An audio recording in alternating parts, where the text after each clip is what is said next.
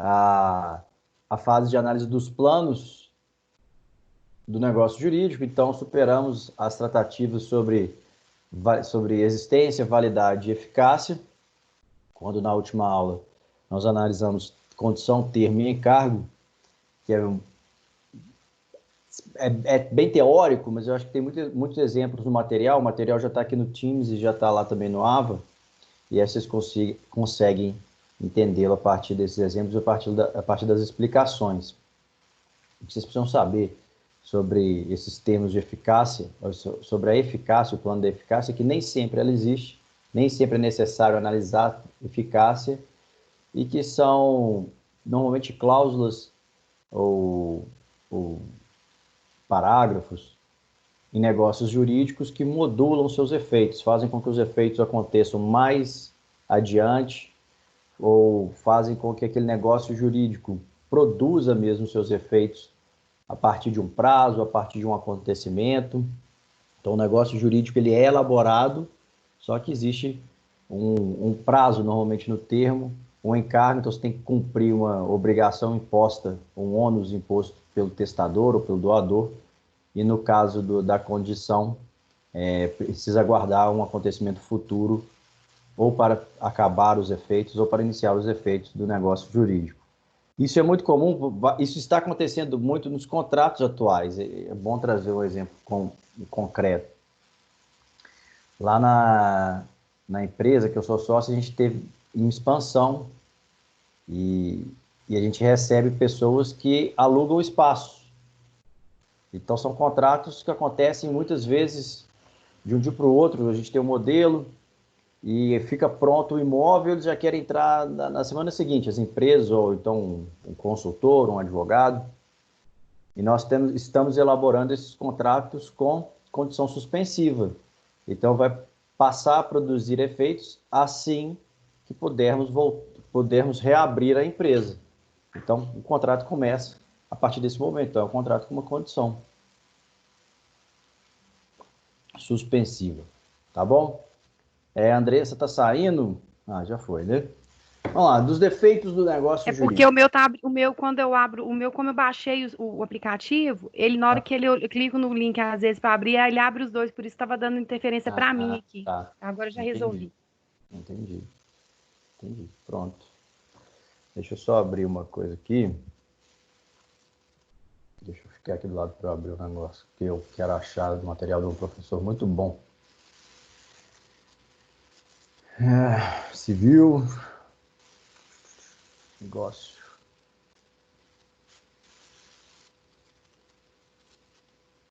Pronto.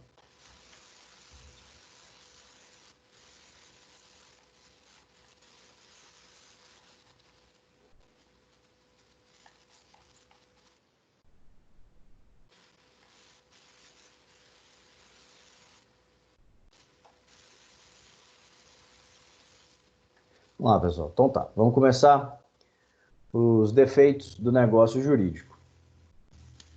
Temos 7 possibilidades de defeitos. O que são os defeitos?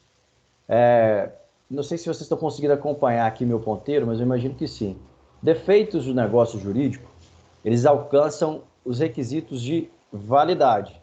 Então, pode transformar um contrato, um negócio jurídico, que seria válido, em um negócio jurídico inválido, anulável, em razão de alguma falha na manifestação da vontade. Essa manifestação de vontade, ela não foi consciente, ela não foi livre, ou ela não foi de boa fé. E essa manifestação de vontade viciada faz com que todo esse negócio jurídico possa ser considerado viciado também. Quais são os defeitos de um negócio jurídico?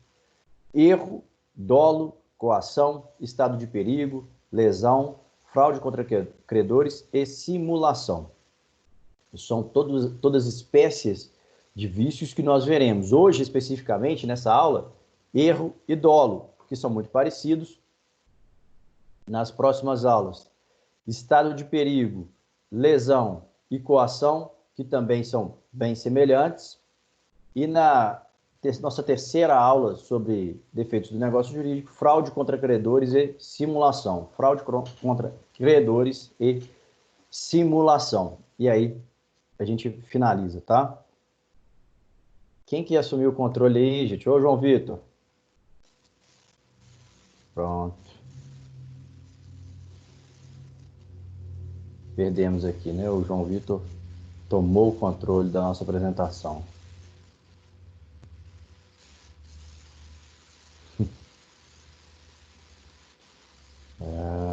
Procurar.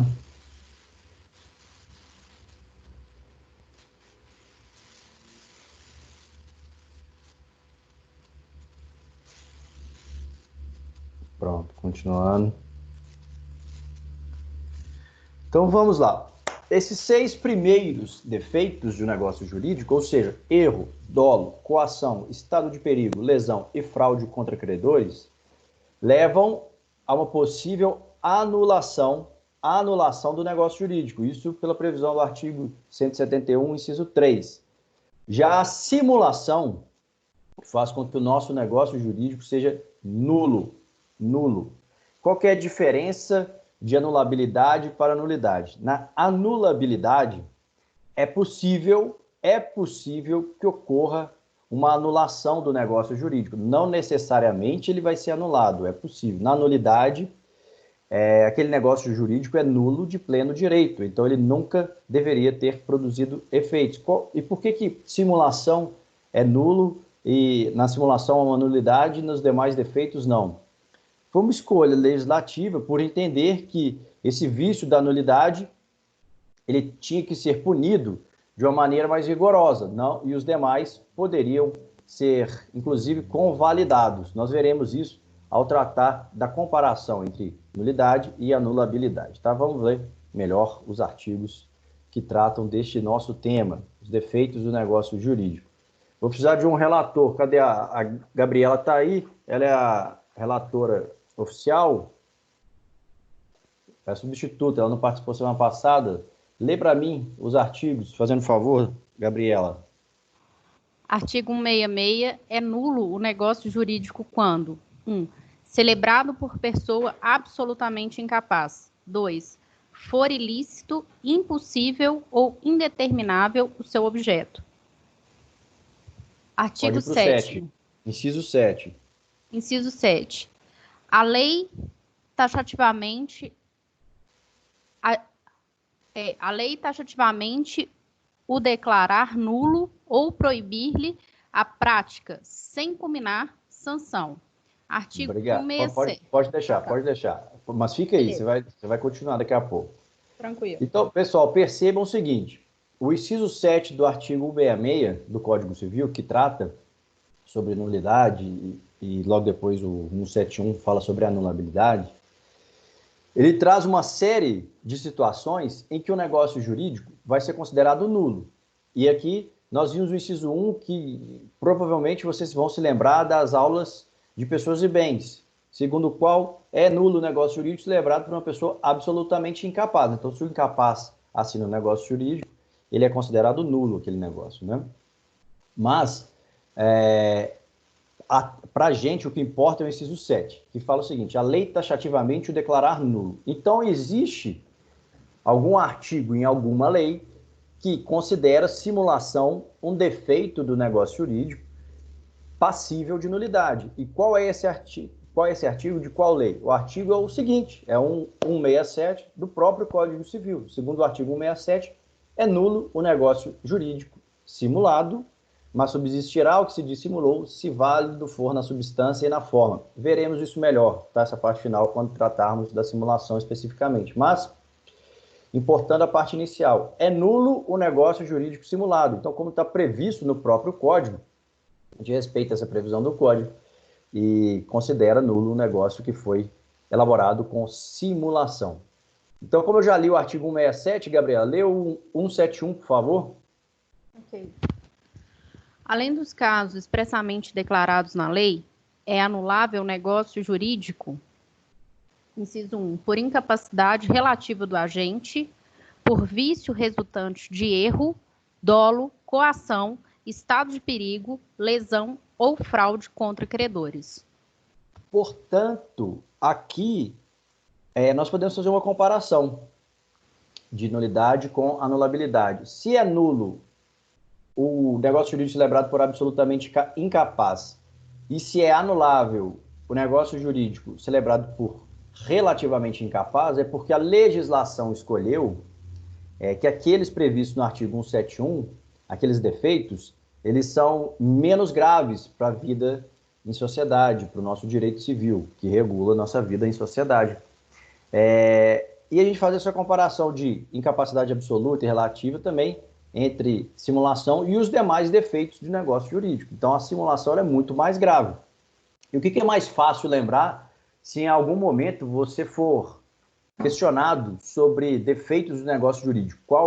Quais levam à nulidade, quais levam à anulação? Lembra só da simulação, né? Você precisa gravar, só que a simulação é o único nulo. É o único que leva à nulidade. Então, só a simulação leva à nulidade. Os demais levam à anulabilidade, porque eles não são tão graves quanto a simulação. Porque na simulação há todo um estratagema, né, para se elaborar aquele negócio jurídico simulado. É mais complexo de conseguir simulação. No mínimo, você tem que ter 2 pessoas participando. É um vício social, mais do que um vício do próprio negócio, né? Então, mais de 2, no mínimo 2 pessoas estão agindo de má fé para criar um negócio jurídico simulado, e por isso que ele é considerado nulo, porque o intuito já foi de cometer algo ciente da possibilidade de ofensa à boa-fé. Então, continuando, já vimos aqui nossas previsões legais, que são as do 166, 167 e do 171. Continuando, e na mesma linha daquilo que eu acabei de falar para vocês, a gente pode dividir esses defeitos do negócio jurídico, então, em vícios do consentimento e vícios sociais. Vícios do consentimento e vícios sociais. Quais seriam os vícios do consentimento? O erro, o dolo, a coação, o estado de perigo e a lesão. E o que permite que a gente caracterize esses vícios como vícios do consentimento? Consentimento é manifestação de vontade, né, pessoal? Então, esses vícios, a gente vai entender cada um deles individualizadamente, eles incidem sobre a vontade do agente, impedindo esse agente de se manifestar conforme ele realmente desejava. Então, por alguma razão, a vontade dele, a vontade que ele expressa ao elaborar o negócio jurídico, não é uma vontade com todas as informações possíveis sobre aquele negócio jurídico, ou não é uma vontade livre.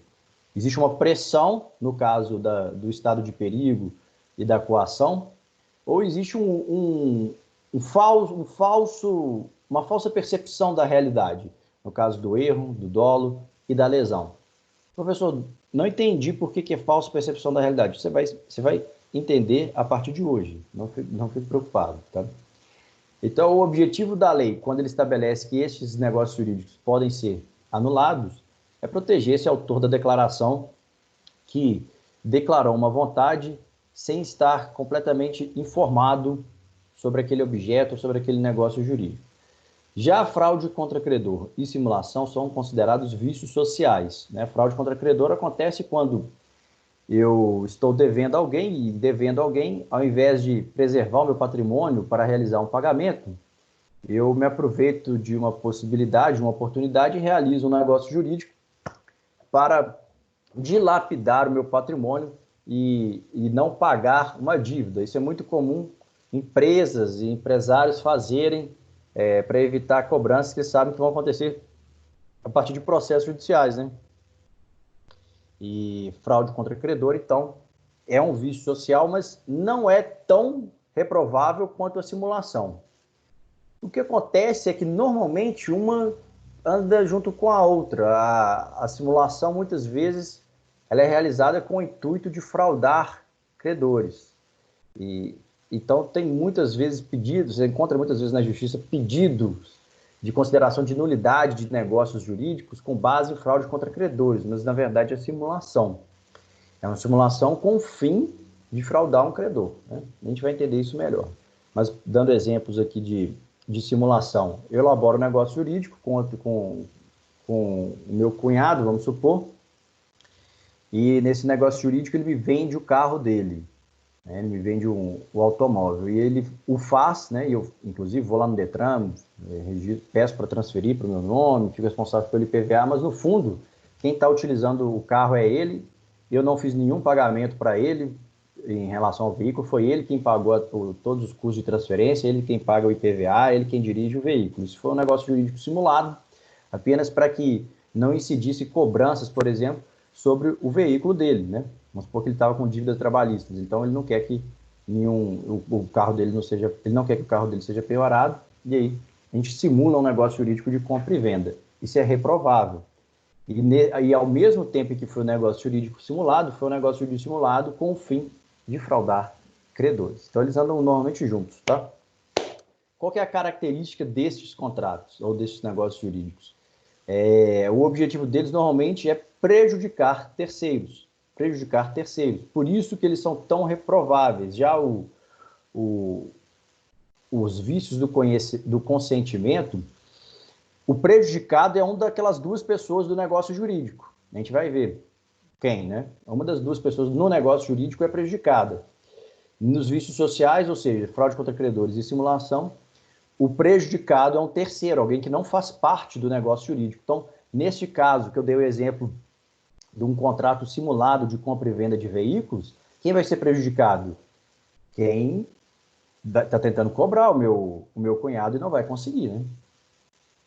É isso que eu estou usando meu cunhado, porque cunhado serve para isso, né, gente? No máximo, né?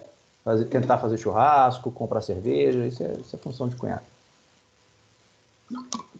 Mas meu cunhado não está com dívida trabalhista não, coitado, né? Pelo contrário, ele é advogado trabalhista. Então, o objetivo da lei aqui, desses vícios sociais, é proteger terceiros daquela declaração, daquele vício previsto naquela, que a gente identificou, naquela declaração de vontade. Então, a gente pode fazer esse esqueminha aqui, que inclusive está no livro de vocês, eu acho, né? Se salvo engano, se não está no livro de vocês, eu acho que eu retirei esse aqui do livro do Carlos Roberto Gonçalves. O livro do Carlos Roberto Gonçalves, nessa parte aqui, ele é até bom. Ele é até bom, eu não sou muito fã dele não, eu acho muito resumido, mas ele é bom, porque ele é bem objetivo. E muitas vezes, até por trazer informação demais para a sala de aula, na hora de recomeçar os estudos, a leitura, é bom vocês lerem um livro mais objetivo. Então, vício de consentimento são esses 4 primeiros, os vícios sociais são os últimos, né? Simulação e fraude contra credores são vícios sociais porque atingem pessoas que estão fora do negócio jurídico, que não fazem parte daquela relação normalmente contratual. Como eu falei para vocês, esses negócios jurídicos viciados, eles podem levar a... O que é isso aqui? Eles podem levar à anulação ou à declaração de nulidade. E qual que é a diferença entre eles? São várias as diferenças entre nulidade e anulabilidade. A nulidade, ela acontece quando está prevista em lei, e a nulidade ela é uma sanção, que é natureza de sanção mais pesada, mais forte, mais rigorosa. E por que nós podemos afirmar isso? Porque quando estamos diante de um negócio jurídico que se considere nulo, é porque houve uma ofensa à ordem pública. O que isso quer dizer? Quer dizer que houve uma ofensa a uma norma de direito público, houve ofensa ao interesse público, não só ao interesse privado. Então, quando ocorre, a título de exemplo, uma simulação, a gente viu que é um vício social, a todo um conluio de duas pessoas para elaborar um negócio jurídico defeituoso, simulado, ou seja, não corresponde à realidade. É um negócio jurídico falso. Então, completamente eivado ou marcado pela má-fé dos participantes daquele negócio jurídico.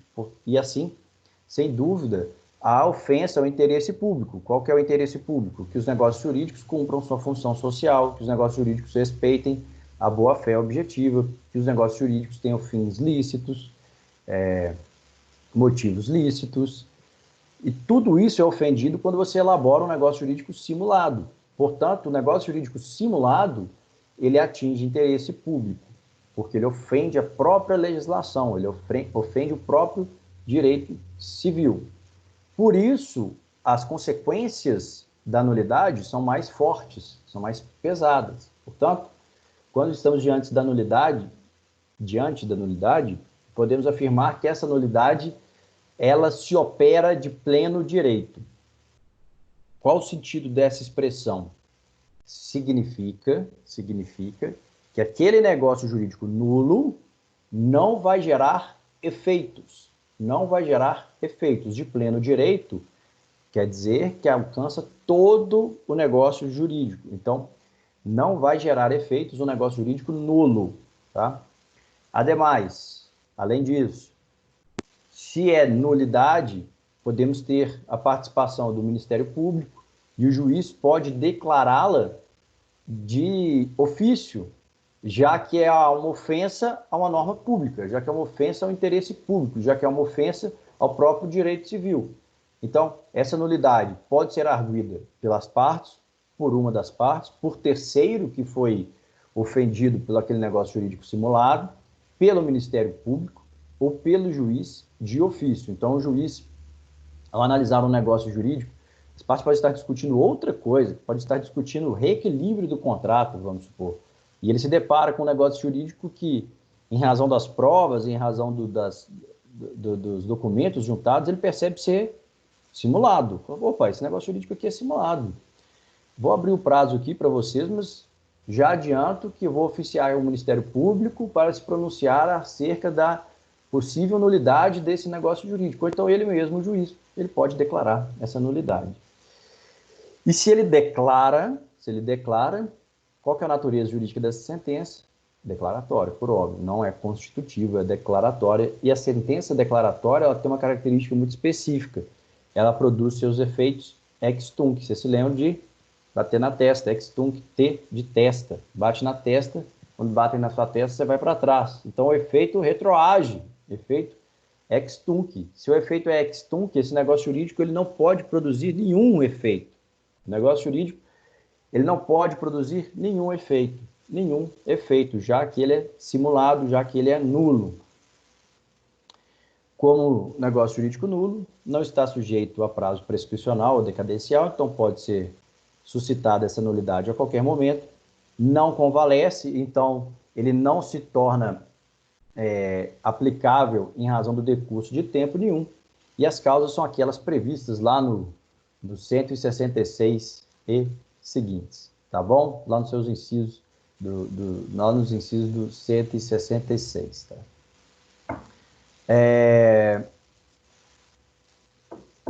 Algo importante, pessoal, eu vou tratar aqui, mas depois a gente vai ter uma aula sozinho sobre nulidade e anulabilidade. É o que está previsto no artigo 170 do Código Civil. Segundo o artigo 170, se esse negócio jurídico tiver requisitos de outro, e esse outro negócio jurídico ele não contiver nenhum defeito, o juiz pode considerar os efeitos que as partes queriam nesse outro negócio jurídico. Vamos supor, essa simulação ela tem características de uma doação. Foi uma venda simulada, mas ela tem características da doação. Então, o juiz pode considerar nulo como compra e venda aquele negócio jurídico, mas aceitar que aquele negócio jurídico produz efeitos como uma doação, e aí vão se aplicar as regras da doação ao negócio jurídico que foi simulado de compra e venda. Você pode simular um contrato de compra e venda para enganar o fisco, para deixar de recolher tributo. Você pode simular um contrato, então você pode, na verdade, fingir que é uma doação e ser um contrato de compra e venda, e aí você não quer pagar tributos, você não quer pagar, você não quer cumprir alguns requisitos cartorários, ou então você quer esconder do seu cônjuge que você realizou aquele negócio jurídico. Por várias razões, você pode simular que está fazendo uma doação quando faz uma compra e venda e vice-versa. E a gente vai ver isso melhor quando for simulação, mas pode se aplicar o artigo 170. Então, De acordo com o artigo 170, que está aberto aqui na minha outra tela, se, porém, o negócio jurídico nulo contiver os requisitos de outro, subsistirá este quando o fim a que visavam as partes permitisse supor que o teriam querido se houvessem previsto a nulidade. E, como se trata de um negócio que seria nulo, vai depender da análise do juiz, vai depender de conversão, vai depender de decisão judicial para que seja aplicada essa conversão, tá? É um negocinho um pouco mais complicado que a gente vai ver adiante. Deixa eu continuar aqui. Ainda, essa nulidade, ela pode também ser suscitada por oficiais de cartório, isso é muito interessante, atualmente podem ser suscitadas por oficiais de cartório. O que mais? E todas as nulidades têm que estar previstas em lei. Todas as nulidades estão previstas em lei, então um contrato ou um negócio jurídico é nulo, só é nulo porque tem previsão legislativa sobre aquilo, como o artigo 167 nos fala. Então, mesmo que o juiz declare a nulidade, o fundamento dela é a lei, tá? Ao contrário da anulabilidade, a gente vai entender isso por quê. Por quê? Quando a gente fala em sentença declaratória, é isso que significa ser sentença declaratória, é o juiz meramente reconhecendo algo que já existe. Aquela nulidade sempre existiu. O juiz só reconhece isso, não é ele que cria uma nulidade, tá bom? Já a anulabilidade é uma consequência mais branda, né? Por quê? Porque ela atinge interesse particular. Então, ela não se opera de pleno direito, alguns efeitos dos negócios são conservados, não pode ser solicitada pelo Ministério Público, por oficial de cartório, ou o juiz reconhecê-la ex officio. Ela tem que ser arguída, ou arguída, tanto faz, né? Ela tem que ser suscitada, tem que ser requisitada, tem que ser indicada pelas pessoas que fazem parte daquele negócio jurídico, que foram afetadas por aquele negócio jurídico, que são esses legítimos interessados, são os legítimos interessados. E aí, qual que é a natureza dessa sentença do juiz que vai declarar a anulabilidade ou a anulação do negócio jurídico? Existe um debate doutrinário, como está bem previsto ali, mas ela pode ser reconhecida como ação anulatória ou ação desconstitutiva ou constitutiva negativa. Esses são os nomes dessa ação. Mas o que significa isso? É uma sentença constitutiva negativa. Existe uma relação jurídica entre as partes que não vai existir mais a partir dessa anulação. Por isso que ela é constitutiva, porque ela passa, o juiz cria uma realidade jurídica a partir daquela sentença, e ela é negativa, né, o segundo adjetivo aí da sentença, porque ele cria uma realidade em que ele, na verdade, ele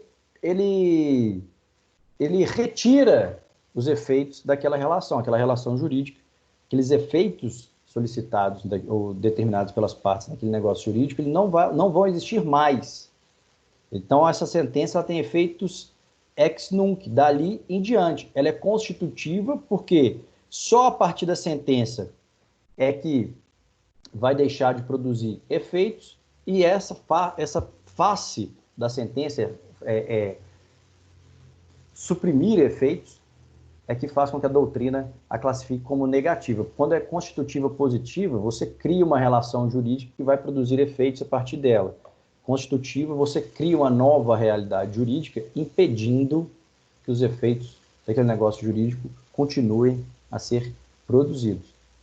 Então, essa anulabilidade ela é uma sanção mais branda, porque não necessariamente um negócio jurídico anulável ele vai ser anulado, porque você tem um prazo para ajuizar essa ação desconstitutiva ou ação constitutiva negativa, tem prazos decadenciais, são vários casos, são várias as causas dessa possível anulação, que são aquelas previstas no artigo 171, e são vícios, normalmente, interpartes, né? São vícios na manifestação de vontade e que produzem ou que atrapalham os efeitos do negócio jurídico entre as partes daquele próprio negócio, e não atinge terceiros normalmente, né? Não visa atingir terceiros.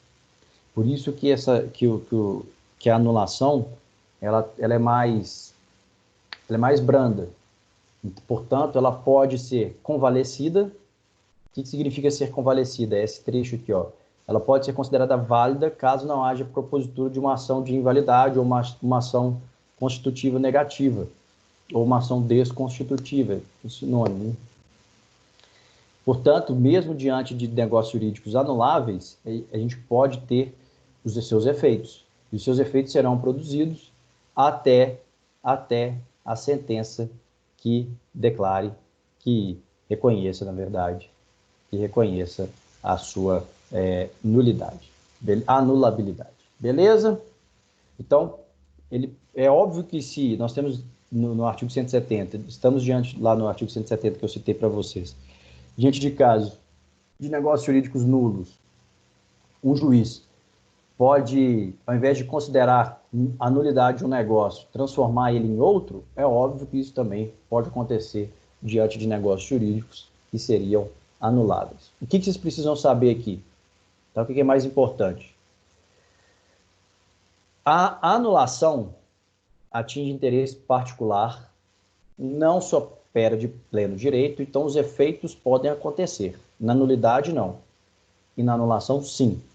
A nulidade, ela alcança, dentro do negócio jurídico, só os negócios jurídicos simulados, e a nulidade, ela é mais forte, mais rigorosa. Então, ela não é passível de ser convalescida. Então, mesmo se você não propõe a ação em certo momento, quando você propuser ele lá na frente, o juiz vai apontar que que os efeitos daquele negócio jurídico durante o tempo anterior à sentença, eles têm que ser considerados inexistentes. Então, a nulidade ela é muito mais pesada do que a anulabilidade. Nulidade é muito mais pesada que a anulabilidade. Sempre que tiverem dúvidas, voltem aqui nesses 2 slides para fazer a comparação, tá bom? Deixa eu voltar aqui. Pronto. E em relação aos negócios jurídicos, é muito mais fácil lembrar o que está previsto lá no 166 e no 167. Só é nulo para os negócios jurídicos o negócio jurídico simulado. Pronto. Lembra disso. O resto vai ser anulado, tá? Vamos continuar. Se a anulação tem um prazo, a nulidade não tem prazo, nós vimos. Se a nulidade, o pedido de anulação tem prazo, de quanto tempo é esse prazo, Gabriela?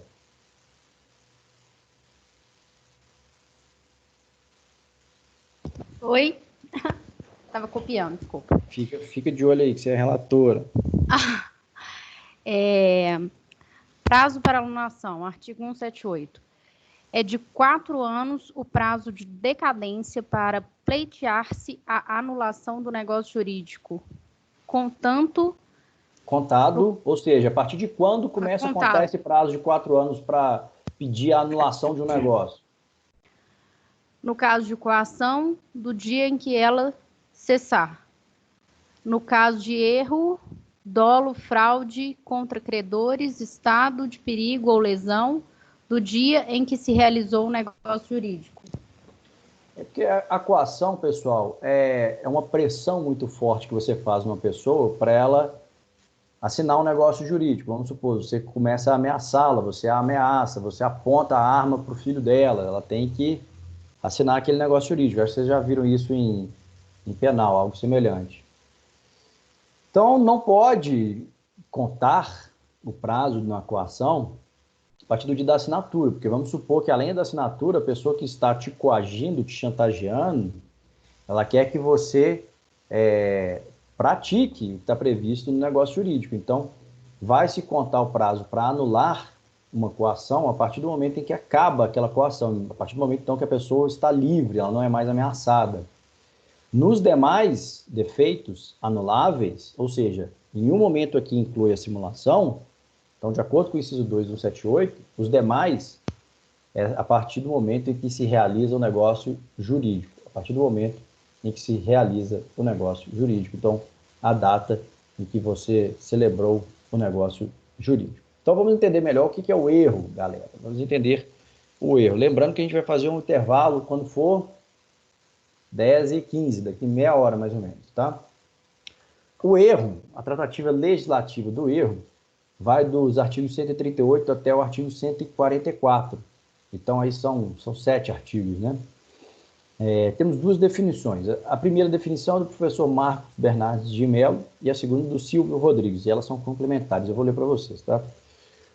De acordo com o professor Marcos Bernardes de Mello, o erro na manifestação de vontade se caracteriza por uma falsa representação psicológica da realidade. Então, a pessoa está louca? Não, você não está louca. Vamos entender melhor. Definição 2. Erro é a ideia falsa da realidade, capaz de conduzir o declarante a manifestar sua vontade de maneira diversa da que manifestaria se porventura melhor a conhecesse. Esse trecho final é interessante. A diversidade da maneira como você manifestaria sua vontade. Vou dar exemplos para ficar claro o erro. O erro acontece quando você imagina estar adquirindo um bem e está adquirindo outro.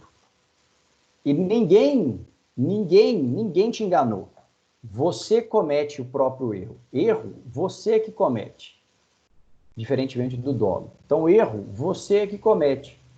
Sem esforço de nenhuma outra pessoa, sem ninguém te enganar, você acha que está comprando algo, para ficar mais fácil, né? Mas várias possibilidades de negócio jurídico, você acha que está comprando algo quando está comprando coisa diversa. Exemplo, eu vou a uma loja, lá na Galeria do Ouvidor, quero comprar um relógio de ouro. Eu chego lá, tem várias relojoarias, e em uma delas eu compro um relógio. Pronto. R$700. Falei, pô, comprei um relógio de ouro por R$700. É caro, mas para um relógio de ouro tá bom, né? Eles deviam estar passando apertado lá, então valeu a pena. Eles deviam estar com algum problema e fazendo algum problema financeiro, fizeram essa promoção. Em nenhum momento você questionou o vendedor se aquele relógio era de ouro. Você viu um relógio dourado, comprou. O que aconteceu? No fundo, aquele relógio, ele não era de ouro. Ele era somente dourado. Ele tinha cor dourada, uma tinta. Tá? Uma tinta, sei lá o que eles utilizaram lá. E o relógio ficou dourado. É um relógio dourado, mas ele não é de ouro. Mas você supôs que era de ouro, porque você foi lá, comprou, achou que era um preço razoável, um preço bom, mas um preço que poderia, sim, ser um preço aplicável a um relógio de ouro. Como você sabia que lá na Galeria do Ouvidor era mais barato as coisas, você foi lá e comprou, achando que era de ouro. Depois, você descobre que aquele relógio, na verdade, ele não é de ouro, ele só é um relógio dourado. Pronto, isso é o erro. Você manifestou sua vontade com uma falsa percepção da realidade. Por quê? Você percebia que estava diante de um relógio de ouro, quando na verdade estava diante de um relógio somente dourado. Falsa percepção da realidade é isso. E complementando aquela parte final ali da definição número 2, a definição do Silvio Rodrigues, se você soubesse que aquele relógio não era de ouro, provavelmente você não o adquiria por aquele valor. Ou então você iria adquirir por um valor menor. Então, diante do erro, você tem que analisar essa relação. Muito provavelmente não, com certeza, aquele que incidiu em erro, ele manifestaria sua vontade de forma diversa. Então, ele não ia fazer um negócio jurídico, ou ele iria fazer um negócio jurídico, mas em outros termos, com outras previsões. Então, com valores diferentes, com prazos de pagamento diferentes. É esse o efeito do erro. Ele te faz aceitar um negócio jurídico porque você percebe errado a realidade. E temos vários exemplos aqui adiante, mas esse acho que é o clássico da doutrina. Você comprar um relógio dourado, achando que se trata de um relógio de ouro, sem que ninguém tivesse te enganado, tá? Essa é uma parte muito importante do erro.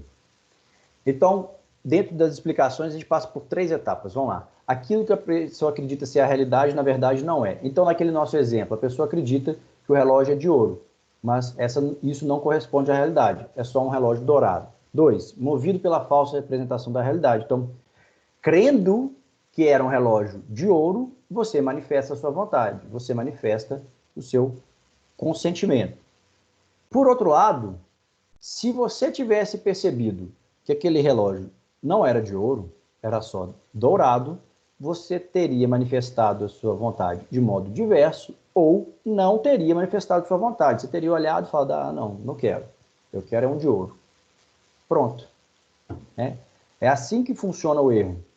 Você manifesta a sua vontade porque você percebe mal a realidade, você percebe mal aquilo que está comprando. E o vendedor, né, normalmente, você tem que analisar o papel da outra parte no negócio jurídico, né, que costuma ser um vendedor, e o vendedor não te enganou. Você mesmo incidiu em erro. Você mesmo percebeu mal a realidade. Essa é a característica desse negócio desse vício do negócio jurídico, que é o erro.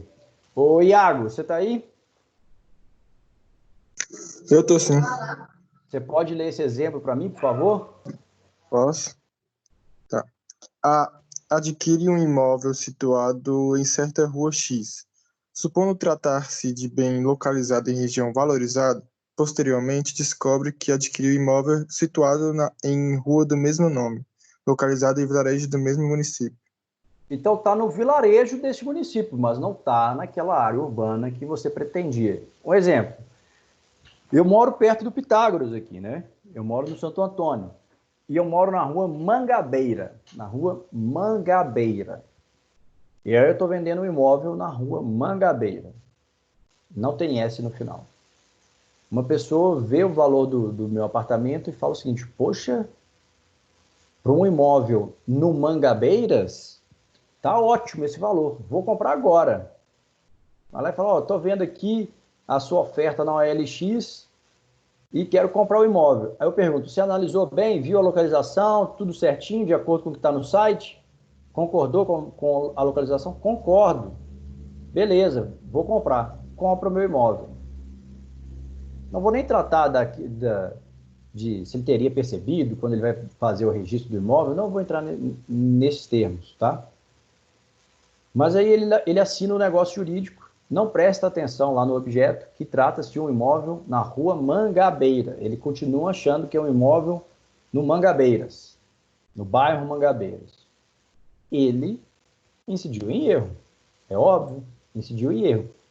Esse erro é aceitável ou não? Vamos ver isso melhor para frente, né? Mas é um erro que eu considero inexcusável. Inexcusável.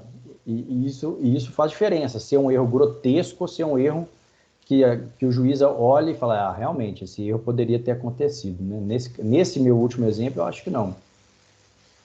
Mas vamos adiante e vamos chegar nessa parte ainda. Tá? Então, o erro ou ignorância pode levar, que a ignorância é o segundo nome, né, do erro, ignorância também é um sinônimo desse defeito, pode levar à sua anulação. Tranquilo? Então, o erro implica em uma divergência inconsciente entre a vontade e a sua manifestação. Se o meu comprador soubesse, tivesse prestado atenção na oferta, tivesse prestado atenção no contrato, ele teria visto que, no fundo, ele está adquirindo o imóvel na rua Mangabeira e não no bairro Mangabeiras. E aí ele fica indignado com esse erro, ele me pede para devolver o dinheiro, fala, não posso, agora eu já comprei um outro imóvel com aquele dinheiro, e ele vai à justiça solicitar a anulação do negócio jurídico, e nós vamos discutir em juízo sobre a anulação daquele negócio, né?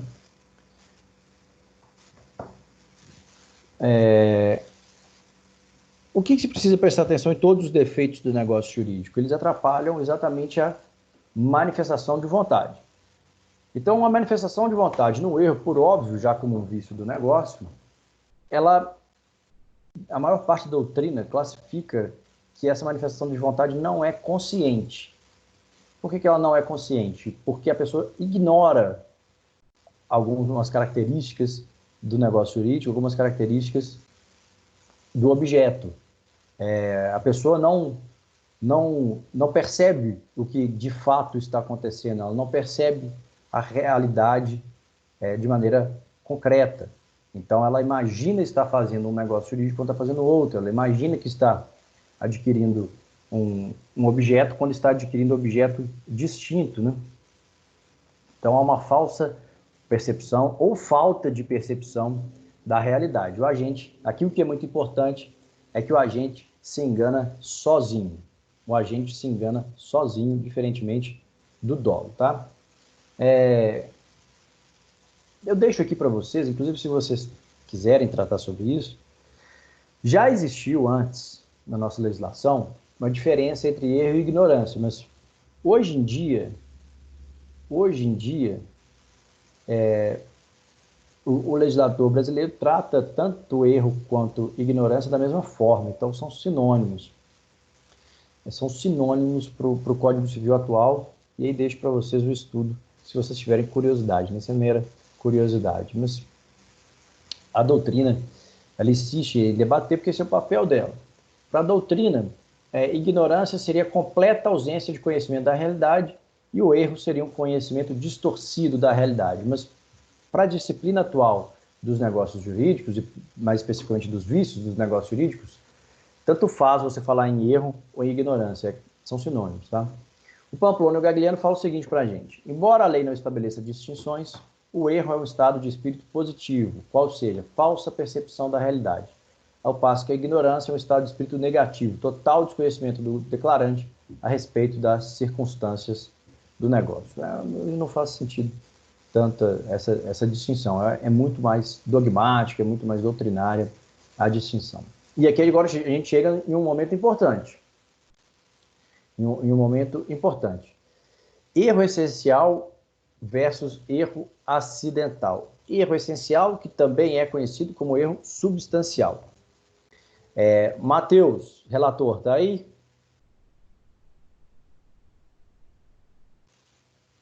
Professor, eu estou, mas não estou conseguindo ver o slide, eu estou ouvindo as vozes. Então, eu estou acompanhando pela sua apresentação. Matheus, lá embaixo, onde tem as carinhas, tem o slide. Se você clicar, ele abre. Um minutinho. Vê aí, Matheus. Se você não conseguir, você me fala. Olhando Deu? aqui agora. Não consegui ver, não. No intervalo, você tenta sair e voltar. Tá, vou fazer isso. Pode prosseguir a aula, Beleza, então. por favor. Iago. Tá aí?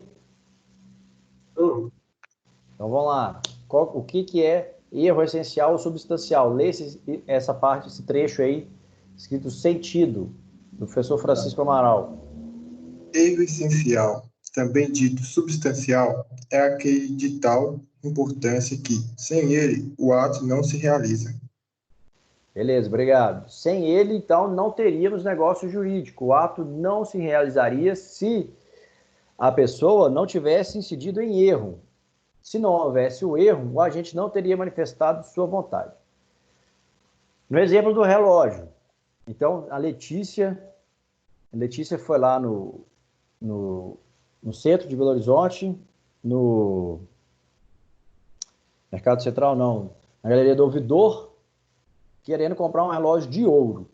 E ela comprou aquele relógio dourado, achando que era de ouro.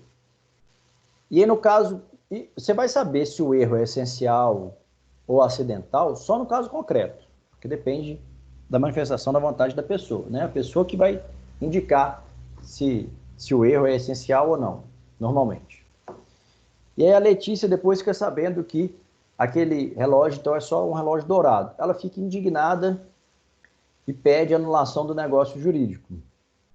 Pede anulação do negócio jurídico e o juiz pergunta para ela: Letícia, se você soubesse que esse relógio não era de ouro, você teria comprado ele mesmo assim? Ela vai falar, não, de forma alguma. Eu não posso gastar meu dinheiro com um relógio que não é de ouro, porque eu quero é um de ouro, e eu vou comprar um de ouro, inclusive. Então eu preciso do meu dinheiro de volta, eu preciso que seja declarada a anulação desse negócio, que eu quero meu dinheiro de volta para comprar um relógio de ouro. Eu jamais compraria esse relógio. Ah, ok. Então o juiz vai considerar que houve um erro essencial, que houve um erro substancial. Porque se a Letícia soubesse que não era de ouro aquele relógio, ela não teria manifestado sua vontade, ela não teria concordado em comprar aquele imóvel. Desculpa, o imóvel, aquele bem móvel, né? Aquele relógio. Um exemplo muito utilizado na doutrina, compra do imóvel em local diverso, mas com o mesmo nome. Então eu compro um imóvel na Avenida Afonso Pena, achando que eu estou comprando um imóvel em Belo Horizonte, mas esse imóvel da Avenida Afonso Pena fica na Avenida Afonso Pena, em Barão de Cocais. Eu não fui lá olhar o imóvel, fiz a compra, e aí o juiz considera, ele pode considerar que esse erro é um erro essencial, é um erro substancial, né? E aí vai me trazer um prejuízo. Se vai me trazer um prejuízo, pelo menos um prejuízo jurídico, eu vou pedir a anulação deste negócio jurídico com base no erro que, para mim, foi essencial. Sem o erro, eu não teria feito aquele negócio jurídico, tá? E por que nós temos que analisar se um erro é substancial ou se um erro é acidental? Porque o erro essencial, esse erro, que se ele não tivesse acontecido, eu não teria manifestado minha vontade, eu não teria realizado o negócio, esse erro, ele é passível de anulação, ele leva à anulação. Já o erro acidental, que é um erro mais leve, que é um erro, a gente vai entender melhor, mas é o erro, aquele erro segundo com o qual que acontece quando mesmo insatisfeito com o negócio, talvez eu o faria, ou seja, eu errei, eu paguei a mais do que eu pagaria por um relógio dourado, porque para mim aquele valor é de um relógio de ouro, mas eu compraria do mesmo jeito. Aí eu não quero a anulação do negócio, eu quero perdas e danos, eu quero o reequilíbrio do contrato, eu quero receber de volta uma parcela do que eu paguei, porque eu acho que está muito caro para um erro ou para um relógio dourado. Para um relógio de ouro o preço estava bom, para um relógio dourado está caro. Então eu cometi um erro, eu incidi em erro, eu mesmo cometi aquele erro, mas ao invés de pedir anulação, eu peço perdas e danos, eu peço reequilíbrio do contrato, porque o erro ele não vai ser essencial, vai ser acidental. Veremos melhor a seguir, mas as consequências, então, são diferentes. No erro essencial, eu quero anulação do negócio. No erro acidental, normalmente o que eu consigo é perdas e danos. Perdas e danos, tá? E esse erro, vamos ver o que o artigo 138 fala para a gente, então. Vamos lá, Gabriela, por favor. São anuláveis os negócios jurídicos quando declarações de vontade emanarem de erro substancial, que poderia ser percebido por pessoa de diligência normal, em face das circunstâncias do negócio. Beleza, então é anulável o negócio jurídico que tem erro substancial. Isso significa que eu não faria o negócio jurídico se eu soubesse que estava diante de um relógio dourado e não de um relógio de ouro. Esse é o erro substancial ou essencial, e esse erro leva à anulação, tá?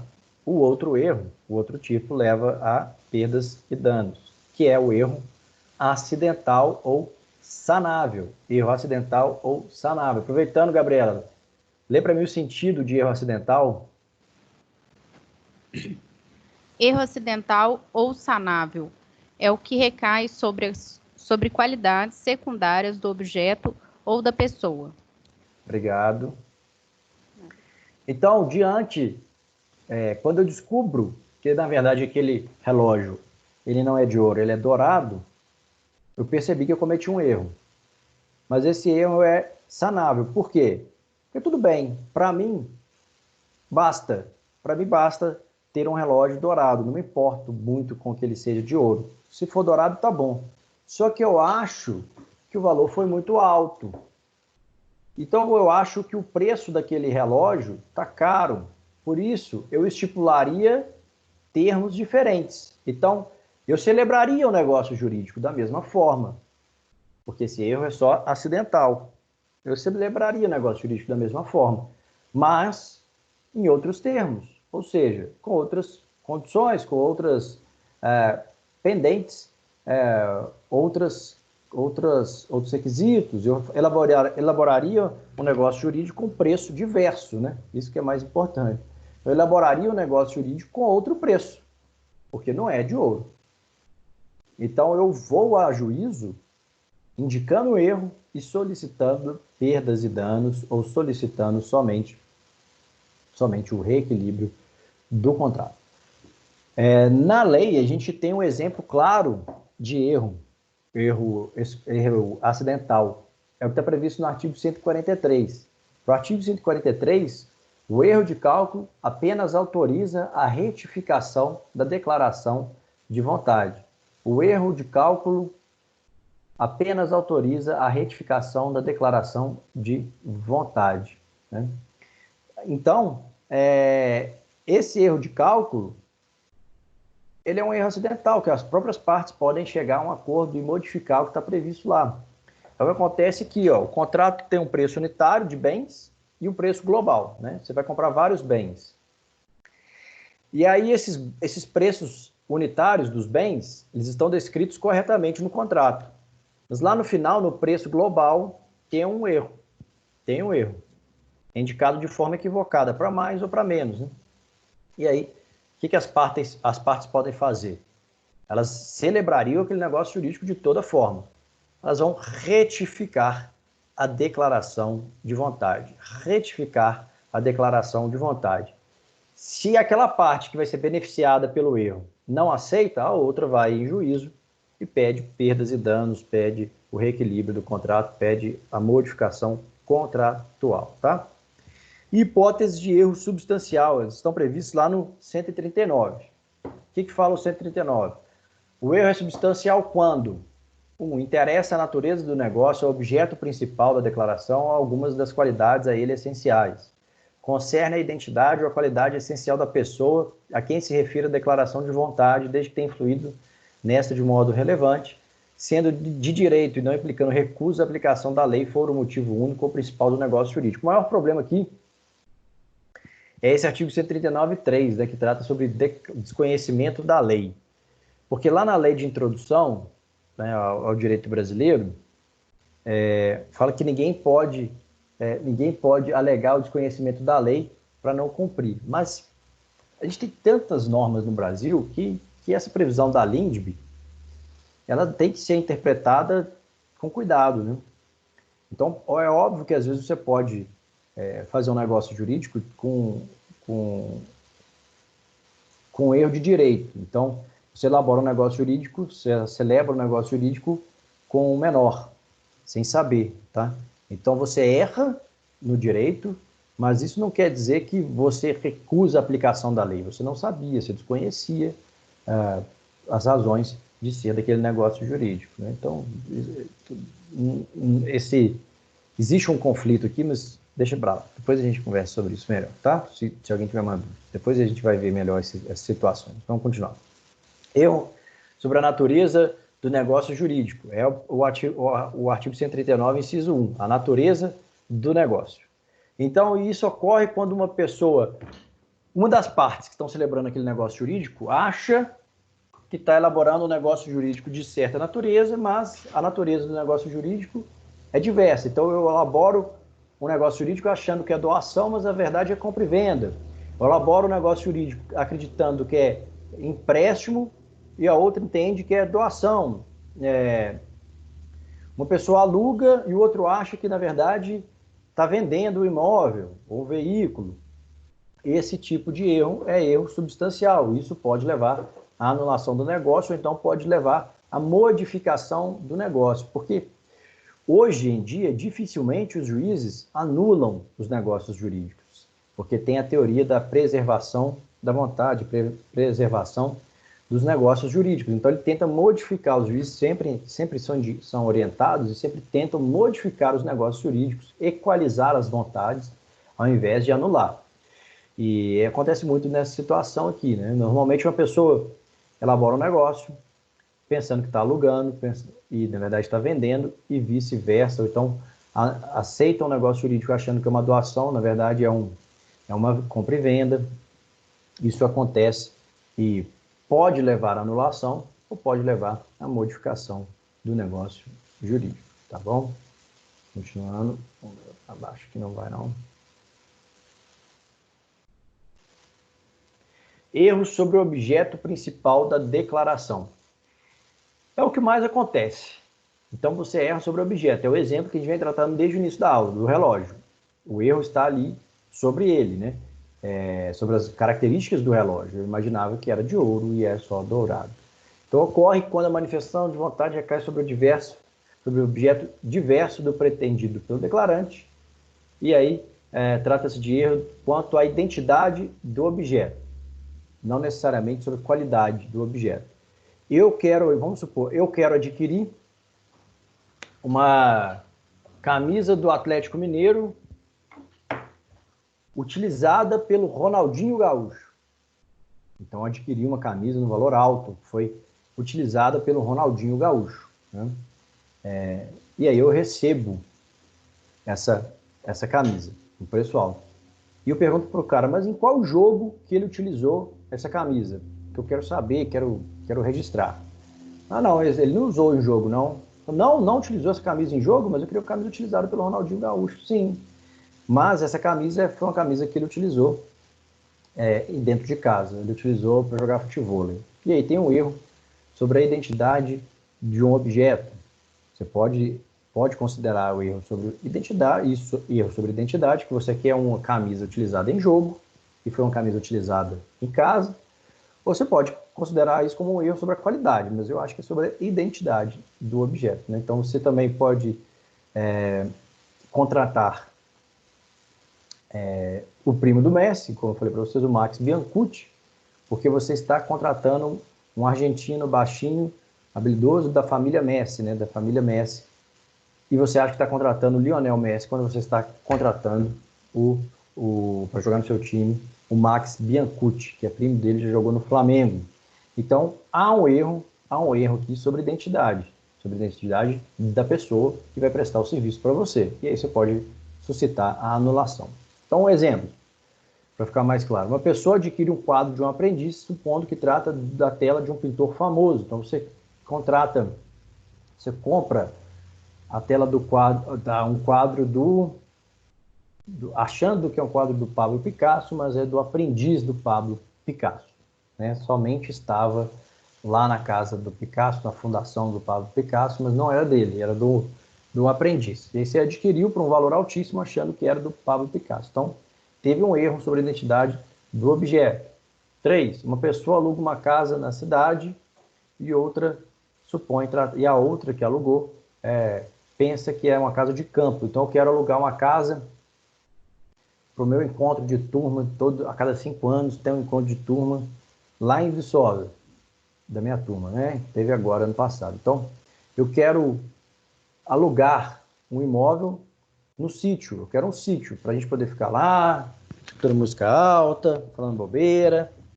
E eu alugo um imóvel achando que se trata de um sítio isolado, mas na verdade é uma casa dentro de um condomínio na cidade. E aí é cheio de regras, eu não posso colocar som alto, não pode ter muita gente, não pode fazer farra. Então teve um erro sobre a identidade do objeto. E esses erros, óbvio, pessoal, se no caso concreto for um erro considerado substancial, ou seja, se você soubesse muito bem das características daquele objeto, você não teria celebrado o negócio, pode ser anulado. Se não, você pode pedir só um reequilíbrio, pedir só perdas e danos. Erro sobre a pessoa a quem se refere a declaração. Aqui pode ser tanto quanto a identidade quanto a qualidade da pessoa, né? O caso, quando você contrata um advogado, você contrata um advogado com um sobrenome famoso, achando que ele é o advogado daquela banca X, né? 7 câmeras, V7, você acha que está contratando aquele advogado, mas na verdade ele é da família deles, é um primo distante, sabe que o sobrenome vai atrair clientes, utiliza o sobrenome, e você contrata esse advogado. Então você errou sobre a identidade dessa pessoa, né? Vamos ver os exemplos para ficar mais claro. Erro quanto à identidade. A pessoa, em sinal de agradecimento, doa. Então aqui a gente sai de contratos e de negócio jurídico oneroso, vai para doação, doa a outro determinado bem. Ou supõe que essa seja o herói que lhe salvou a vida. Depois constata que o donatário não foi a pessoa responsável pelo seu salvamento. Então, erro quanto à identidade. Eu estava me afogando e o bombeiro João Vicente, um amigo meu, bombeiro, ele foi lá e me ajudou, me salvou. E aí eu vou falar, não, vou fazer uma doação para o bombeiro. Mas qual bombeiro? Ah, não, foi o bombeiro João Vicente, ele que me salvou. Eu disse, não, no fundo não foi o João Vicente. O João, ele viu, chamou um outro amigo, que estava mais próximo, foi esse amigo que pulou lá na piscina, pulou lá no lago, sei lá onde eu estava, né, tanto faz, ainda vamos supor na piscina. Ele estava na piscina, ele foi lá, informou essa pessoa, e essa pessoa que pulou na piscina e te salvou, não foi o João, tá? Não foi o João. Então, eu errei quanto à identidade, posso pedir anulação dessa doação e posso pedir também que a doação, na verdade, vá para o outro, né? Para o outro bombeiro. Erro quanto à qualidade. Duas possibilidades, viu, pessoal? Aqui, no erro quanto à qualidade da pessoa, essas previsões estão muito vinculadas a um negócio jurídico específico, que é o casamento, né? Que é um ato muito relevante para a vida civil. Então, podemos ter erro quanto à qualidade da pessoa com quem a gente está se casando. E tem duas hipóteses previstas lá no artigo 1557. Primeiro, ignorância de crime anterior ao casamento, e aí você, ao descobrir que casou-se com um criminoso, você pode pedir anulação do casamento, se tornar insuportável a vida conjugal, ou a ignorância de defeito físico irremediável. Um defeito é difícil dar exemplo aqui, porque pode ofender alguém sempre, né? Mas vamos supor ali que você é de certa religião e que por sua religião você não pode manter conjunção carnal antes do casamento, você casa com um rapaz e quando você casa com um rapaz você descobre que o dito cujo dele ali não funciona. Mais do que não funcionar, ele é muito pequeno, pequenininho, um dedo. E aí a situação fica complicada, fica irremediável. Não sei se vocês já viram, mas tem no YouTube a competição, não deve ter mais, mas tinha muito tempo atrás, de menor pênis do mundo. É um negócio impressionante. Então, vamos supor que você casa com o campeão dessa modalidade e desculpa se eu estiver ofendendo alguém, não é a minha intenção, só para dar um exemplo esdrúxulo, porque todo mundo lembra. E aí, esse defeito físico é irremediável, você errou quanto à qualidade da pessoa, você quer anulação. Professor, mas pode ser anulado? Pode. Mas e se não for anulado? E aí? Ué, divórcio, meu filho. Divórcio. Sempre tem divórcio. Sempre tem divórcio hoje em dia. Hoje em dia, divórcio é permitido, então tem o divórcio se você não conseguir anulação. Mas pode ter erro quanto à qualidade na ignorância de crime ou defeito físico irremediável pela legislação. Vamos ver o que fala a legislação especificamente. Iago, você está aí? Eu estou sim. Lê para mim o artigo 1556. Beleza. O casamento pode ser anulado por vício da vontade, se houve por parte de um dos nubentes, ao consentir, erro essencial quanto à pessoa do outro. Então veja que a própria lei fala que pode ser anulado. Então está previsto na legislação. 1557. Considera-se erro essencial sobre a pessoa do outro cônjuge, o que diz respeito à sua identidade, sua honra e boa fama, sendo esse erro tal que o seu conhecimento ulterior torne insuportável a vida em comum ao cônjuge enganado. 2. A ignorância de crime anterior ao casamento, que, por sua natureza, torna insuportável a vida conjugal. 3. A ignorância anterior ao casamento de defeito físico irremediável, que não caracteriza deficiência ou de moléstia grave e transmissível por contágio ou por herança, capaz de pôr em risco a saúde do outro cônjuge ou de sua descendência. Então não se trata de doença aqui, tá, pessoal? Mas o defeito físico, que não necessariamente seja uma deficiência e que pode levar a uma dificuldade de vida comum, né? Sei lá. Aí vocês podem imaginar, não posso ficar dando exemplo aqui não, porque isso aqui é gravado, inclusive, pode pegar a mão para mim depois, né? Mas no 1 e no 2, que diz respeito à sua identidade, sua honra... Professor. Só um minutinho, Gabriel. Sendo esse erro tal que o seu conhecimento anterior torne insuportável a vida em comum ao cônjuge enganado. A pessoa não cometeu nenhum crime, mas ela é conhecida na cidade por onde ela mora, por ser uma pessoa que que convivia em locais de má fama, que era galinha, o cara era muito galinha, o cara só convivia com certo tipo de pessoa, tem uma reputação péssima, já se divorciou diversas vezes, você não sabia disso, de nada disso, e aí você pede a anulação porque você não tinha esse conhecimento, você errou contra a pessoa do outro cônjuge. E no 2, a ignorância de crime anterior ao casamento, por sua natureza, torna insuportável a vida conjugal. Um exemplo que a doutrina cita para indicar, para tornar mais concreta a previsão do inciso 2, são os casos daquelas pessoas que cometem crimes de guerra e depois vão para outros países com novas identidades e tal. Quer ver um exemplo? E que parece coisa de filme, inclusive fica aqui a indicação de uma série que chama Hunters, no Amazon Prime. Muitos nazistas fugiram depois da Segunda Guerra Mundial e vieram para a América do Sul, especialmente para a Argentina e sul do Chile, mas alguns para o sul do Brasil, e para os Estados Unidos, vários. Muitos cientistas foram absorvidos pelos americanos. Então, ao invés de condenar, eles viram que as pesquisas eram tão avançadas dos nazistas que eles absorveram esses nazistas, deram novas identidades e tal. Aí você casa com uma dessas pessoas e depois descobre a verdadeira identidade dela. Sabia que ela era responsável por uma câmara de gás num campo de concentração. E participou diretamente da morte de, não sei, de milhares, centenas de milhares de pessoas. Então, fica insuportável a vida com o seu cônjuge, você pode pedir anulação, porque você não quer só o divórcio. Você quer anulação, porque você não quer que conste que você se casou com aquela pessoa, você não quer que fique registrado que foi um mero divórcio, você quer anulação porque quer tornar público o fato de que você incidiu em erro, que você só aceitou aquela pessoa porque você não conhecia direito. Você quer anulação por essa razão, para comprovar depois, falar assim, olha pessoal, nem foi divórcio, foi anulação, porque eu errei. Eu cometi um erro. Se eu soubesse, se eu tivesse ciência das características daquela pessoa, eu não teria me casado, tá? Pode falar, Gabriela.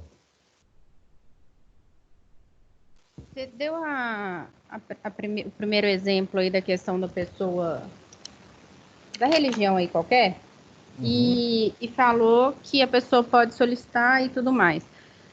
E se não conseguir, seria o divórcio. Mas, por exemplo, para determinado tipo de religião, o divórcio não é uma coisa permitida, né?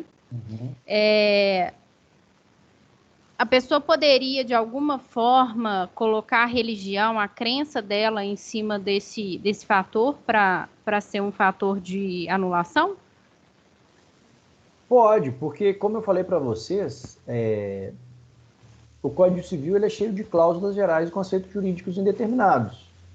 O que é honra e o que é boa fama para uma pessoa que segue certa religião não é honra e boa fama para outra. Então, pode sim, e o juiz, no caso concreto, é que vai decidir, que vai analisar se se trata mesmo de um erro substancial, de um erro essencial, que torne o negócio jurídico, que aqui considerado o casamento, um negócio jurídico que torna esse casamento anulável. E a pessoa vai ter que mostrar suas razões. E a religião influencia muito, principalmente no casamento. Beleza. Valeu. Beleza? Pessoal, 10h23, a gente está um pouco atrasado. Vamos fazer um intervalo até... É 25 minutos, né? São 25 minutos ou 20? Acho que é 25. Mas pode ser menos, gente. Vamos Então tá, a gente vai pausa voltar... rápida e... A gente vai voltar entre 10h45 e 10h50. Tá bom? Beleza. Rodrigo, Beleza. posso falar com você em particular rapidinho? Pode. Posso? Deixa o pessoal sair que eu... Vê se o pessoal sair. Mas acho que o pessoal não sai. Eles deixam aberto, Andressa. Não, eles... Deixa eu te fazer uma pergunta. Agora é uma pergunta trabalhista aqui. Não sei se você pode me ajudar. Eu trabalho no regime 12/36 e a gente recebe adicional noturno. Né? E a empresa, esse mês, não deu satisfação para a gente e veio um desconto. Até aí a gente não sabia o que era. Hoje eu consegui descobrir que esse desconto é referente às horas trabalhadas. Por exemplo, ela paga, vai começar a pagar agora a partir das 22 horas até as 5 da manhã. Eu estava lendo algumas coisas, que isso aconteceu semana passada e hoje é que eu consegui ver. Eu estava lendo, vi alguns artigos, li alguma coisa na CLT, vi uma, como é que fala? No Júris Brasil, uma decisão do TRT aqui de Minas, de que a empresa teria que pagar essas 2 horas, porque eu pego às 19 horas, eu só saio às 7 da manhã. Tem alguma coisa dentro da CLT, de algum artigo, alguma súmula, alguma jurisprudência que respalda o trabalhador nesse sentido, de que essas 2 horas que ele fica lá é devido pagamento? Mas por que ela não quer pagar? Porque ela falou que está na lei. Está na lei lá, ela me mandou aqui agora. Está na lei, falou assim, está lá na CLT. Aí eu respondi para ela assim, não, eles aonde devem na CLT que eles devem está estar fazendo isso. Tem muita gente aproveitando, infelizmente, de má fé aproveitando, mas é o que a gente chama de tempo à disposição do empregador, né? Estou até abrindo aqui. Conforme, porque eu já tinha lista, aí ela pegou e falou comigo assim, que está na CLT, que agora, ao invés de pagar de 22 às 7, é de 22 às 5. Aí eu perguntei, qual o motivo? Aí ela, a CLT prevê apenas até 5 horas da manhã. Não.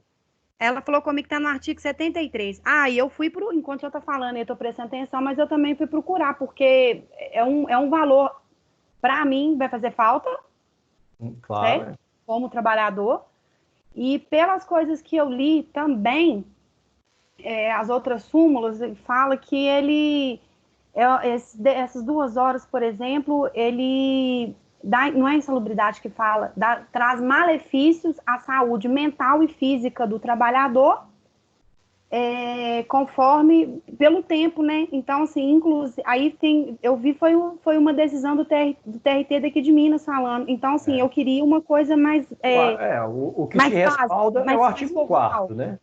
O que te respalda é o artigo 4º da CLT. O artigo 4º da CLT?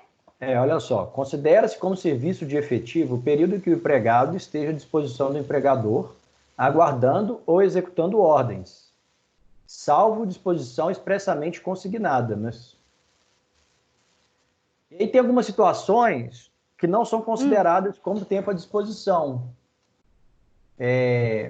Se você estiver lá, mas para exercer prática religiosa, descansar, para lazer, para estudo, higiene, mas não é nenhuma dessas situações, né? Eu estou lá trabalhando ainda. Ela citou que é a 73? 73. Deixa eu ver aqui. 73. Vocês têm aula com o Lucas? Não, eu até mandei para o Lucas, eu tenho contato do Lucas, porque eu tive um outro problema com eles em relação a outra coisa. Eu mandei para o Lucas, mas eu estou no aguardo do Lucas me responder. Deixa eu ver se eu consigo... Peraí, aqui, ó. Então eu acho que sua aula foi incompleta. Você pode estar no artigo 7º da Constituição ou no artigo 73 da CLT, que você vai achar. Acho que sua aula foi incompleta. É porque eu tive... Para não falar... Porque eles sabem que eu faço direito. Então, assim... eu vou procurar saber, eu me sinto lesada. Então, em qualquer outra área, eu me sentiria lesada da mesma forma e ia procurar saber o que está certo ou não. Beleza. Aí ela veio falar isso comigo. Aí eu entrei aqui no artigo, nos dois que ela estava falando. Inclusive, tem um artigo 59A que ele fala que tem que porque o trabalhador está ali a serviço da empresa. Então, que essas 2 horas, ela tem que ser remunerada, sim. Inclusive, fala até essa decisão do TRT aqui de Minas, o empregado trabalha no mesmo horário que eu trabalho, e ele levou por conta disso. O desembargador, ele deu a favor do empregado, que ele deveria receber, sim, essas 2 horas de 5 às 7 da manhã, sim, porque causa malefício à saúde, ao descanso, a um monte de coisa. Eu sei que o domingo, por lei, a gente folga durante a semana, ele não é obrigatório a pagar, isso eu sei. E, inclusive, feriados, porque, vamos dar um exemplo. Se hoje é feriado e eu vou estar de plantão, eu pego o serviço 7 horas da noite, até meia-noite é feriado. Eu deveria receber 50%. Nessa decisão do TRT daqui de Minas, esse empregado ganhou o direito de receber os feriados, que ele não recebia, igual, né, a gente, por exemplo, no meu caso, e essas 2 horas que eles não estão querendo pagar. Porque eu acho que o nosso adicional noturno é 20%. Então, quer dizer, tirou 2 horas, vamos colocar aí que tiraram 5%. E esse 5% faz falta para muita gente. Eles estão querendo identificar essas 2 horas como se fossem horas que não fossem noturnas, né? Mas são noturnas. Então, trocasse a gente de horário, por exemplo. Então, a partir de hoje, você vai pegar de 5 da tarde às 5 da manhã. Pronto. Já entende a minha lógica? Entendo. Então, assim, eu queria alguma coisa na lei, assim, certinho, bonitinho, para me provar para eles que eles estão errados. Ó, tá, vocês estão falando que lá no artigo 73 não pode pagar, mas tem um outro artigo, tem uma súmula, uma jurisprudência que informa que pode, que tem que sim. O artigo 73 aqui... 20%, a hora do trabalho noturno será computada como de 52 minutos e 30 segundos. Considera-se noturno para efeitos desse... Ela está com base no parágrafo 2º. Considera-se noturno para os efeitos desse artigo, trabalho é executado entre as 22 horas de um dia e as 5 horas do dia seguinte.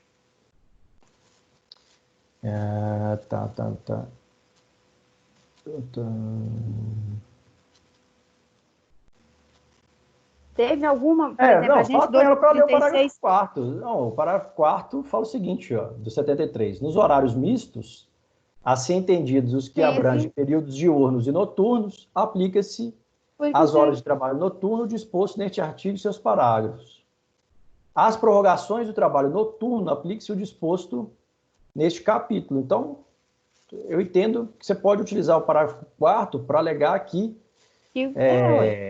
Porque é um horário misto, é continuidade do que eu estou fazendo. E sendo continuidade, é óbvio que essa interpretação não é majoritária, não é consensual, mas havendo continuidade, poderia se considerar como trabalho noturno.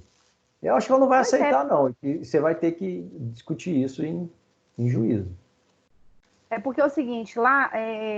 nós percebemos isso só 4 funcionários na noite, porque as outras 4 noturnas a gente ainda não conseguiu encontrar com as meninas. As 3 que trabalham no mesmo dia que eu, elas até me perguntaram, Andresa, entra com o seu professor, a gente até paga a consulta para saber se está certo, porque no meu entendimento está errado. Aí eu fui procurar, eu li isso que você me falou, eu li outras coisas, eu tirei print da tela dessa decisão do TR, levei para as meninas, expliquei. E um direito adquirido, ele não pode ser retroagido. Concorda comigo? Concordo.